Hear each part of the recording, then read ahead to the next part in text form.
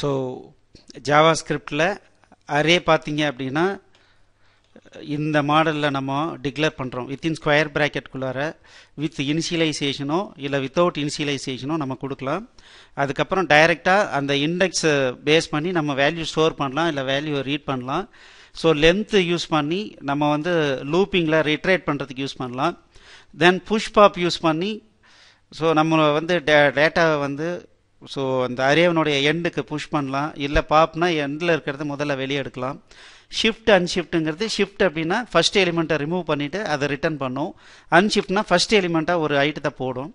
அதே மாதிரி இது சர்ச்சிங்காக ஒரு பர்டிகுலர் ஐட்டம் அந்த அரேவில் இருக்கா இல்லையான்னு தெரிஞ்சுக்கணும். இல்லை இருந்ததுன்னா அதனுடைய பொசிஷன் என்னன்றதை தெரிஞ்சுக்கணுன்னா இந்த இது யூஸ் பண்ணோம். ஸோ இது அரே. ஸோ இதோட நம்ம வந்து ஓரளவுக்கு நல்லாவே இப்போ அரே பேஸ் பண்ணி ஜாவா ஸ்கிரிப்டை பேஸ் பண்ணி நம்ம கோடிங் எழுத ஆரம்பிக்கலாம்.